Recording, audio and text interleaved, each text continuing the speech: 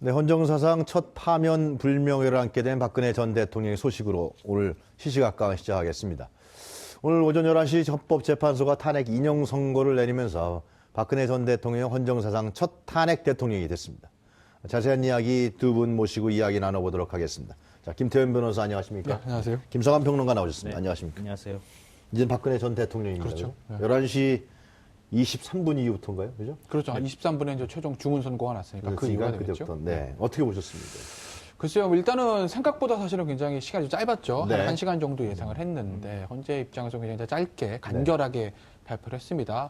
물론 오늘 이제 발표한 것이 그 이정미 재판관 요약본이거든요. 사실은 네. 이제 곧 이제 그 판결문 원본이 공개가 될 건데, 그걸 이제 줄여서 발표용으로 요약본을 발표하셨다고 보면 되고, 글쎄요, 다른 사유는 어떻게 판단하는지 모르겠으나, 일단 사유가 여러 개인데 그 중에서 가장 중요한 것 하나만 인정이 돼도 사실 파면되는 건 아니겠습니까? 그렇죠. 예. 그렇기 때문에 헌재 입장에서 보면 어차피 이제 8대 0이라는 이제 전원 일치로 파면이 결정이 된 건데 그렇기 때문에 가장 중요한 국정농단 그 부분에 대해서만 아마 판단을 한 것이 아니겠나. 네. 그래서 애초에 우리가 생각했을 때 노무현 전 대통령과 비교해서 1시간 넘어갈 거라고 예상을 했지만 굉장히 일찍 끝났다는 것은 네. 가장 중요한 사유 하나만 판단을 해서 그것이 이제 중대한 법입니다. 그러니까 파면이 정당하다. 이렇게 판결했기 때문에 나머지 부분들, 예를 들면 네. 뇌물죄라든지 그런 부분들에 대해서는 헌재가 판단할 필요가 없지 않았나. 아마 그렇게 헌재가 결론 내린 것 같습니다. 네, 김성환 평론가는 어떻게 보셨습니까?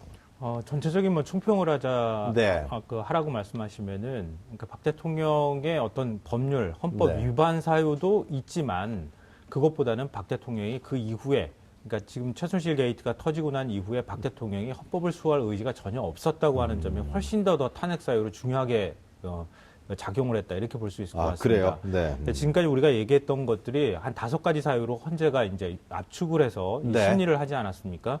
그게 인사권 남용, 언론자유 침해, 그리고 생명보호권 의무 위반, 그리고 권한 남용, 뭐 이런 식으로 이제 했는데 네. 5가지가 또 4가지가 됐어요. 실질적으로는 4가지 중에 권한 남용 부분만 사실 인정을 했습니다. 네. 그러니까 예컨대 KD 코퍼레이션에 그 납품을 하도록 압력을 넣었다거나 아니면 플레이그라운드를 통해서 그 광고 압력을 넣었다던가 이런 부분에 대해서는 법률 위반을 인정을 했는데요. 사실 그 박근혜 현직 대통령을 탄핵할 만한 사유의 어떤 중대성이 되느냐 안 되느냐 이게 이제 비례적으로 맞아야지 박 대통령 탄핵을 결정할 텐데 네.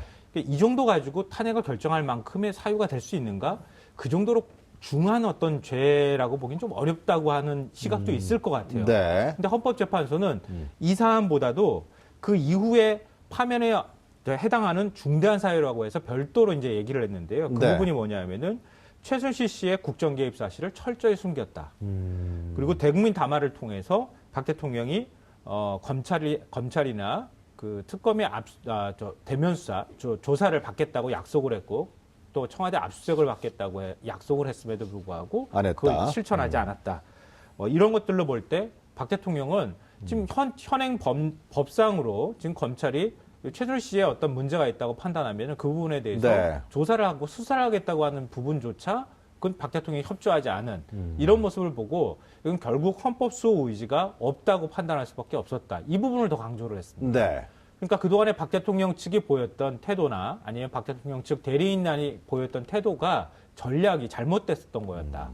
차라리 박 대통령이 애초 처음부터 최순실 게이트가 터지고 났을 때부터 그걸 확실하게 한 번쯤 인정하고 넘어가고 네. 검찰의 대면 조사나 특검의 조사를 응하고 받았더라면 지금 박근혜 대통령이 파면되는 사태까지는 맞지 않았을 수도 있다. 이런 이제 그 역으로 어떤 그 결론이 나올 수도 있을 것 네. 같습니다. 그러니까 김성환 평론가 말씀은 헌법 위반한 사실도 있지만은 이 사건이 터졌을 때 박근혜 대통령이 당시 대통령이죠. 취했던 행동이라든가 언행이라든가 또 국가기구에 대했던 태도라든가 이런 부분들이 더욱더 헌법을 지킬 수 있는 헌법 수호로서의 대통령 자격이 없다. 파면 내린 거다. 그런 플러스 알파가 됐다고 보시는 것 같네요. 예, 뭐 그런 점도 뭐 없지 않아 있겠지만 이제 네. 다만 이제 기본적으로 가장 이제 중요한 게 이 헌법재판소의 사실관계를 확정을 해야 됩니다. 네. 사실관계가 확정이 안 된 상태에서 판단할 수 없는 것이거든요. 예. 그러니까 노무현 전 대통령 때와 가장 다른 부분이 그것이었죠. 노무현 전 대통령 때는 노무현 전 대통령이 나 그렇게 얘기했어. 그런데 왜 이렇게 얘기를 했습니다. 선거법 위반 관련해서요. 그렇죠. 그러니까 사실관계 확정의 문제는 없고 이제 법리적인 판단만 있으면 되는 건데 이번에 이제 박근혜 대통령 탄핵 심판에는 박근혜 대통령이 사실은 부인했거든요. 전면적으로 부인했습니다. 그랬죠. 예. 그리고 아직 1심 재판도 끝나지 않았습니다. 그렇기 때문에 대통령 대리인단 측 입장에서 야 사실관계도 확정 안 되는데 뭘 가지고 탄핵한다는 거야? 그러니까 좀 길게 가자 이런 얘기를 계속 했던 것이고요. 네. 그게 아마 헌재 사실은 나름대로 고민이었을 거예요. 만에 하나 이렇게 해서 탄핵한다 그러는데 1심 나중에 최순실 1심 재판에 무죄 이러면 정말 그때는 어떻게 되돌릴 수도 없고 곤란해지지 않습니까? 그래서 저는 오늘 헌재 재판소 판결문 물론 전문은 다 못 봤습니다만 이 네. 내용을 보면 제가 느낀 건 조금 헌재에서 논란이 될 만한 것좀 피해갔다는 느낌들. 그러니까 제가 잘못됐다는 건 아닙니다. 헌재에서 네. 충분히 그렇게 할 수 있습니다. 왜냐하면 하나만 탄핵 사유가 인정이 되면 되는데 나머지 전부 다 이것도 그렇죠. 탄핵, 이것도 탄핵, 이것도 이렇게 할 필요는 없는 것이거든요. 왜 그렇게 제가 말씀드리냐면 특검에서 추가로 들어갔던 부분들, 예를 들면 블랙리스트라든지 그리고 또 뭐 이재용 부회장 관련된 뇌물죄라든지 네. 이런 부분은 전부 다 오늘 사실관계 확정당에서 빠져 있습니다. 그러니까 사실관계에서 확정한 게 뭐냐면 검찰에서 제1차로 기소했던 것, 즉 KD 코퍼레이션, 미르재단, K재단, 현대자동 납부 이 부분이거든요. 그게 제일 처음에 검찰에서 1차로 최순실 씨하고 안종범 전 수석, 정호성 정비서관을 대통령과 공범으로 기소했을 나왔던 그 사실관계예요. 네. 그리고 그것은 어느 정도 지금 재판이 진행돼 가고 있고 거기에 대한 증거 자료는 국회 소추인단도 그 수사 자료 같은 것들을 헌재에다가 제출을 많이 했기 때문에 사실관계가 어느 정도 판단이 됐다고 자신 있게 본 것 같아요, 현재가. 그래서 우리가 봤을 때 사실관계 거의 확정됐다고 자신 있게 판단할 수 있는 그 부분을 기본적으로 사실관계 확정을 해놓고 그리고 나서 법리적인 판단이 들어간 건데 이 법리적인 판단에서도 재밌는 게 이 검찰에서 기소했을 때는 직권남용, 뭐 공무상 비밀 이런 걸로 기소했거든요. 근데 오늘 헌재 결정 보면 어디 봐도 그런 말이 없습니다. 이런 사실관계가 대통령도 직권남용죄, 공무상 비밀유선죄에 해당될 수 있기 때문에 법위반입니다. 이게 아니라 네. 그 형사적인 법위반의 문제는 논란의 여지가 있으니 판단하지 않고 이것이 공직 수호자로서의 국가공무원법 위반, 공직자윤리법 위반 이 부분을 얘기했거든요. 국가공무원법 그렇죠. 위반. 네. 그리고 이것이 형사적인 문제는 되지 않겠지만 이런 법 위반을 한 것이 우리 헌법상의 법치주의 원리와 대의제 민주주의 원리를 크게 침해하는 것이다. 이런 식의 판단을 했습니다. 즉 헌재 입장에서 보면 이 결정문이 공개가 됐을 경우에 제기될 수 있던 논란들 그런 것들을 좀 사전에 염두에 두고 그 논란의 여지를 없애기 위한 어떤 헌재의 판단이 아니었나. 네. 지금 말씀하신 거에서 이어서 말씀을 드리면요. 헌법재판소가 판단할 때 그러니까 사실 부분에 대해서 인정을 한 것은 확실한 증거가 있을 때, 물증이 있는 거를 기준으로 해서 삼았다는 거예요. 그건 어쩔 수 없었던 거 아닌가요? 안종범 전 수석의 수첩, 그리고 정호성 전 비서관 휴대폰에서 나온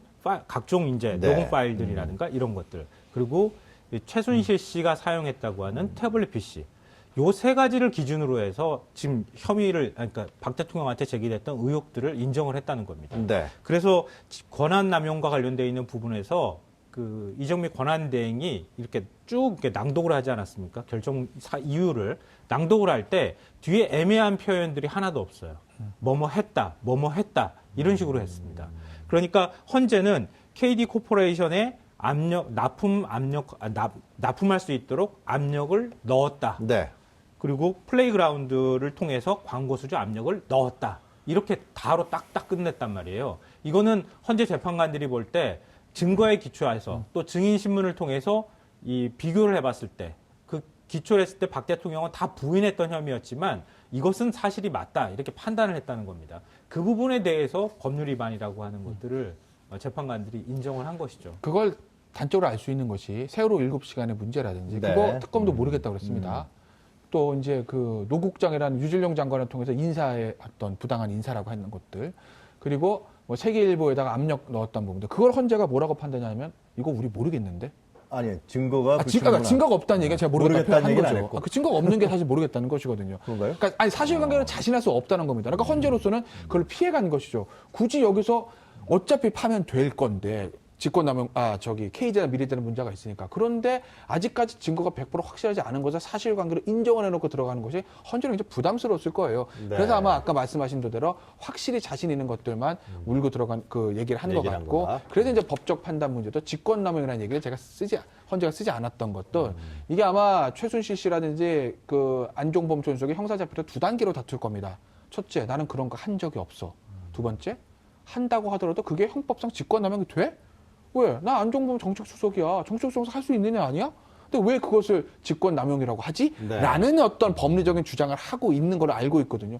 그렇기 때문에 헌재는 이 결정문에 대통령도 직권남용죄의 혐의가 있다라는 표현을 쓰는 게 이제 부담스러운 것이고, 그래서 국가공무원법 위반이라든지 어떤 공직자윤리법처럼 그러니까 추상적인 법규 위반으로 좀 갔던 걸 아니겠나. 그래서 그걸 가지고 법치주의 위반까지 끌어내나마 알겠습니다. 그런 논리가 그 김성환 평론가님, 그 8명 전원이 전원 만장일치로 대통령의 파면을 결정했습니다. 네, 네.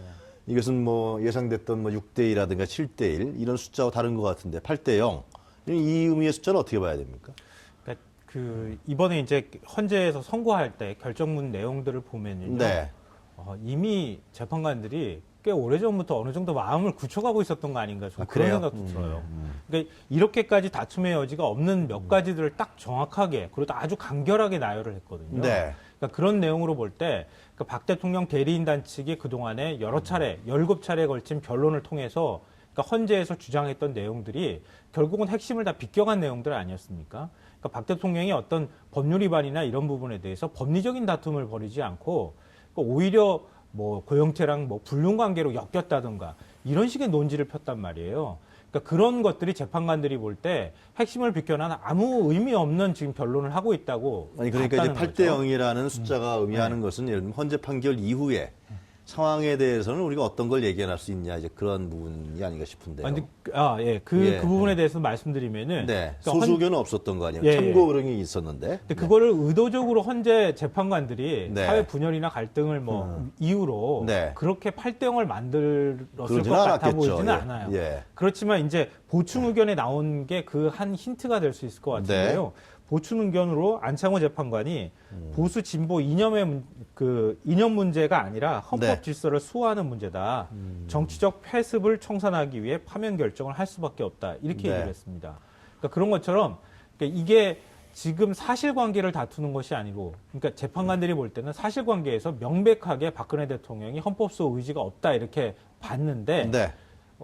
그 이후에 그 어떤 재판관들의 의견이 갈리는 문제에 대해서는 일종의 우리 사회의 갈등을 양산하거나 이런 문제에 대해서는 어느 정도는 그 인식을 하고 이번 판결을 했다고 우리가 추정해 볼 수 있을 것 같습니다. 그 김태현 변호사님 예. 보니 어떠세요? 8대 0이라는 숫자. 그것은 결국 물론 반발 심리도 있고 승복하지 못한다는 마음도 있습니다만은 뭐 오늘이나 내일 집회가 어떻게 벌어질지 봐야겠지만 상당히 뭐 친박 정치인이라든가 기존에 태극기 집회에 참여했던 분들 입장에 봤을 때는 좀 어떤 의미를 가질까요? 8대 0이라는 부분에서 어떤 생각을 갖게 될까요? 저는 네. 8대 0이 오히려 나왔다고 봐요. 아, 그래요? 인용을 할 거면 6대 2, 7대 1보다는. 그건 왜 그러냐면 네. 헌법재판소가 애초에 대통령 3명, 대법원장 3명, 국회 3명, 그것도 여야 하나, 합의 하나 이렇게 해서 네. 9명을 만들어 우리 헌법에 규정했던 건 뭐냐면 우리 사회 다양한 가치관을 담아라 이거거든요. 그렇기 때문에 예를 들어서 뭐 위헌법률 심판대 헌법소원, 예를 들어서 간통죄가 합헌이냐 뭐 이런 부분들 그런 데는 사실은 전원을 치보내 의견이 갈리는 게 좋습니다. 네. 왜? 그래야 우리 사회의 다양한 가치관이 이렇게 반영될 수 있구나. 이것이 분명히 위헌이라고 결정을 났지만 합헌으로 보는 이런 생각도 우리가 한번 유념해 둬야 되겠구나라는 어떤 큰 교훈을 줄 수 있기 때문에 그것은 네. 저는 만장을 집어넣은 6대 3 이런 건 낫다고 보는데 탄핵 심판의 얘기가 다르죠. 이건 사실은 어떻게 보면 대통령이 파면된 경우 그 이후에 국론 분열이 더 이상 없어야 되겠다는 사실 중대한 어떤 헌법 이유들이 있지 않습니까? 예. 그렇게 됐을 경우 만약에 6대 2로 파면하게 되면 말씀하신 친박단체라든지 뭐 탄핵 반대 집회는 그 일을 금과 옥조로 들고 있을 겁니다. 떠받들고 있을 겁니다. 이거 봐. 헌법재판소 2명은 이렇게 탄핵에 반대했어. 만약에 9명 체제에서 1명만 더 있었어도 원칙대로 9명 해야 되는 거 아니야? 그러면 황교안 권영대행으로 하여가 1명 더해서 9명 했으면 이거 탄핵 인용 기각될 수 있었다? 우리 너무 억울한데? 하고 굉장히 헌법재판소의 결정에 대해서 불복하는 어떤 그런 기제로 작용할 수도 있었기 때문에 네. 저는 오히려 8대 0으로 해서 그런 어떤 여지를 없애버린 것들이 차라리 향후에 국론을 좀 통일하고 이제 분열을 수습하는 데 있어서 훨씬 더 저는 나은 선택이었다고 봐요. 그 자유한국당에서는 그 임명진 비대위대표가 국민 앞에 사죄한다고 얘기를 했고요. 그리고 청와대에서도 응답이 나왔습니다. 받아들이겠다는 식의 메시지가 나오지 않았습니까? 청와대에서도. 네. 박근혜 대통령도 결국은 이제 뭐 받아들일 수밖에 없겠지만 그럼요. 하여튼 정치적으로도 자기는 승복하겠다라는 부분들을 표현하는 거라고 봐야 되나요? 아직 박 대통령의 어디가 나오지 않았습니다만은. 네, 저는 박 대통령이 입장을 내놔야 된다고 지금 전 봅니다. 대통령이죠. 전 네, 대통령이 네. 입장을 내놔야 된다고 생각하는데요. 박 전 대통령이 네. 2004년 노무현 전 대통령 탄핵 소추 당시에도 그때도 헌재 결정이 나오기 한 달 전쯤에 네. 헌정 질서를 위해서 그 헌재 선고에 승복해야 한다. 이런 것들을 연설을 통해서 얘기한 적이 있습니다. 네. 그리고 이번에도 박 전 대통령이 마지막으로 헌재에 제출한 최종 의견서에 보면은 맨 네. 마지막 문구가 이렇게 돼 있어요. 어떻게 되어 있습니까? 저는 앞으로 어떤 상황이 오든 소중한 우리 대한민국과 국민을 위해 갈라진 국민의 마음을 모아 혼란을 조속히 극복하는 일에 최선을 다하겠다. 네. 이렇게 얘기했습니다. 그러니까 지금 벌어지고 있는 이 갈등 양상에 그 시발점이 됐던 사람도 박 전 대통령이라는 거죠. 그러니까 지금 비록 이제 파면을 당한 신세가 됐지만, 그러니까 앞으로 이 본인이 그동안에 밝혔던 내용들로도 그렇고, 네. 국민이 이렇게 분열돼서 지금 박 전 대통령을 지지하는 탄핵 반대 측 입장을 생각해서라도 이 무렵쯤에는 본인의 의사가 무엇인지 여기에 헌재 선고에 승복해야 한다. 그리고 비록 본인은 이 탄핵을 당하는 이런 상황이 됐지만 앞으로 국민들은 갈등하지 않고 좀 네. 화합하고 통합됐으면 좋겠다고 하는 메시지를 던져줄 필요가 있다고 봅니다. 하여튼 자기 자신이 파면을 당했기 때문에 박근혜 전 대통령이 자기 입장을 안 밝힐 수는 없다. 그런 생각이 드는데 언제 밝힐지 지금 궁금하고요. 김태현 변호사님, 이제 그러면 이제 이 점은 어떻게 보세요? 이제 중앙지검으로 다 특검의 수사가 넘어가지 않았습니까? 헌재에서 또 이제 파면 결정이 났습니다. 그리고 또 제가 오전에 보니까 롯데 얘기도 나오더라고요, 실제로. 예. 헌재에서 롯데 얘기까지 꺼냈단 말이죠. 이런 부분들은 향후에 검찰 수사에 어떻게 영향을 미친다고 보십니까? 원칙대로 말하면 오늘 이 순간 대통령 일반인입니다. 형사상의 특권이 없어진 거죠. 그렇죠. 예. 그러니까 검찰이 오늘, 그러니까 가정이에요. 오늘 당장 오후에 박근혜 대통령 사전 구속영장 청구한다라고 해도 이상할 건 없습니다. 그래요. 왜냐하면 일단은 형사상의 특권은 없어진 것이고, 그리고 검찰이 기소했던 최순실, 그다음에 오늘 이제 헌재에서도 얘기했던 네. KD 코퍼레이션 관련한 K재단 미르재단, 또 공무상 비밀누설 관련한 안종범, 최순실, 정호성, 이 세 사람과 박근혜 대통령 공범으로 일단 기소하지 않았습니까? 네. 검찰이 물론 피고인 박근혜라고 쓰지 않았지만요. 그런데 그 세 사람 전부 다 구속이 됐습니다. 그리고 그 사실관계는 헌재에서도 인정을 한 부분입니다. 그렇다고 보면 원칙대로 아마 박근혜 대통령 오늘 당장 구속영장을 청구한다면 이상할 건 없어요. 근데 다만 네. 그것을 과연 검찰이 그렇게 하겠냐는 거죠. 네. 왜? 조기 대선이 60일이 앞입니다. 그렇기 때문에 검찰 입장에서 보면 박근혜 대통령의 수사와 이인신 구속이 대선판에 어떠한 영향을 끼칠 가능성, 어떤 식으로 영향을 끼칠지는 모르겠으나 가능성은 상존하고 있는 것이고, 아마 정치권, 여당을 마찬가지겠지만 그 야당의 더불어민주당에서도 만약 박근혜 대통령이 당장 내일 모레 구속됐을 경우 이게 대선판에 어떠한 변수로 작용될지는 장담할 수 없는 일 아니겠습니까? 네. 그 워낙 대선이란 큰 문제가 있기 때문에 아마 박근혜 대통령의 수사 문제는 대선 이후로 저는 넘어갈 가능성은 높다고 보고, 결국 대선 이후에 차기 정부가 출범을 하게 되면 새 대통령과의 조율을 거쳐서 박근혜 대통령 수사가 아마 방향이 잡히지 알겠습니다. 않을까. 저는 김성- 세 가지 갈래가 있을 것 같은데요. 말씀하실 게 있으세요? 네, 검찰 수사에 대해서? 네, 원칙적으로 검찰이 그냥 지금 현재 진행되는 절차대로 수사를 하는 겁니다. 박근혜 전 대통령도 자연인 신분이 됐기 때문에 다른 고려 없이? 네, 고려 없이 정치 고려 그냥 없이. 하는 그게 하나의 그 방법이 있을 거고요. 네. 둘째로는 수사는 원칙대로 가더라도 대선에 부담을 주지 않기 위해서라도 박 전 대통령의 대면 조사나 아니면 소환 조사는 네. 대선 이후로 미룬다. 이게 두 번째 아닐 거고 네. 세 번째는 아예 수사 자체를 대선 이후로 미룬다. 그건 좀 문제가 되지 않겠어요? 네. 이렇게 세 가지 갈래가 네. 있을 수 있다고 보는데요. 그러니까 제 개인적인 의견을 말하라고 한다면 네. 오히려 그렇게 하는 게 검찰한테 훨씬 더 부담이 될 것이다. 저는 그렇게 생각합니다. 그렇기 때문에 현재 있는 스케줄대로 박 전 대통령을 빨리 소환 조사하고 네. 그 원칙대로 그냥 가는 게 맞다. 그렇지 않으면 검찰 조직 스스로가 역풍을 맞을 가능성이 있다. 만약에 여기서 정치적 고려를 또 한 번 검찰이 해버리면 네. 처음에 최순실 게이트가 터지고 난 다음에 검찰이 미적미적되면서 수사 안 했을 때 불었던 역풍보다 더 거센 역풍이 불 수도 있다. 그렇게 알겠습니다. 생각합니다. 이제 조기 대선 일정이 한 5월 9일로 잡히는 것 같더라고요. 그죠? 그렇겠죠. 네. 아직 예기 하긴 이릅니다만 어느 정도 영향이 있을 거라고 보세요? 이번에 현재 판결. 글쎄요, 이제 새로운 이제 판이 좀 바뀌지 않겠습니까? 네. 뭐 어떤 식으로 될지는 좀 지켜봐야 알겠으나, 왜냐하면 이 탄핵 이후의 민심의 흐름이라는 것이 어떤 의미에서 보면 이성이 작용하는 부분도 있지만 감성이 작용하는 부분들도 있어서 뭐 네. 탄핵 찬성했던 분이나 반대했던 분들이나 여론이 어떻게 급변할지는 사실은 판단하기 쉽지는 않은데, 네. 문제는 일단 야당부터 말씀을 드리면, 야당 같은 경우에는 글쎄 결국 이제 문재인 대세론이라고 하는 것들이 계속 지속이 될 거냐, 아니면 라는 뭐 문제가 있고. 그렇죠, 안희정 지사 같은 사람들이 야 이제 탄핵은 끝났으니 새로운 어떤 세상들, 그러니까 어느 것이 올바른 정권 교체라는 것을 한번 해보자라는, 그게 이제 먹힐지 하나 문제가 있는 것이고, 네. 역시 뭐 이 보수 진영 같은 경우에는 보수의 집결 문제겠죠. 네. 저는 보수의 분화와 집결이 나름대로 동시에 이루어질 거라고 보는데, 그러니까 그 분화라는 얘기는 예를 들면 자유한국당 같은 경우에는 얼마 전에 56명인가요? 네. 탄핵 반대 의견 냈던 분들. 네. 그런데 그 국회에서 탄핵 반대했던 숫자가 딱 56명입니다. 그래요. 예. 그럼 그분들과 나머지 그 당시에 찬성했던 사람들이 자유한국당에 같은 배를 탈 수 있겠냐는 부분들. 합리적 보수는 어떤 선택을 할까라는 측면에서 제가 합리적 보수와 강경 보수는 분화될 거라고 보는 것이고, 네. 강경 보수는 나름대로 집결을 하겠죠. 그런 문제들이 있어서 알겠습니다. 여러 가지 변수들이 좀 김성환 상당히 평론가도 간단하게 좀 정리해 주시죠. 우리 그동안에 탄핵 여부를 두고 8대2로 갈렸잖아요. 네. 80%의 여론과 20%의 여론. 이 80%의 여론이 앞으로 어떻게 분화하는가, 이게 네. 제일 중요할 것 같습니다. 그러니까 결국 80% 여론은 정권교체 열망으로 이어질 가능성이 일단 현재로서는 제일 많은 것 같습니다. 그렇지만 그렇다 하더라도 지금 이미 큰 여론목에 들어서서 탄핵이 결정된 이 상황에서 네. 이 80%를 그대로 야권의 지지층으로 갈 것이냐? 그건 아닐 수 있다는 거죠. 그건 아니다. 예. 그러니까 이 80%의 어떤 기대 심리, 그러니까 정권 교체와 함께 플러스 알파로 그 우리 탄핵 촛불 때 들었던 그 촛불의 의미는 사회가 개혁되어야 한다는 그 의미까지 포함하고 네. 있기 때문에 야권 주자가 이걸 어떻게 받아안느냐, 어떤 정책으로 안느냐가 제일 큰 숙제가 될 것 네. 같습니다. 하여튼 오늘 하여튼 대통령 파면이 결정됐습니다. 그래서 이제 과제는 뭐 평론가께서 말씀하셨습니다. 이후에 이제 어떻게 할 것이냐. 이후에 대선을 어떻게 치를 것이고 이후에 남겨진 과제들을 어떻게 실천해 나가느냐. 이 문제인데 결국은 그래서 정치권에 대한 관심이 모아질 수밖에 없을 것 같습니다. 자, 오늘 두 분 말씀 잘 들었습니다. 감사합니다.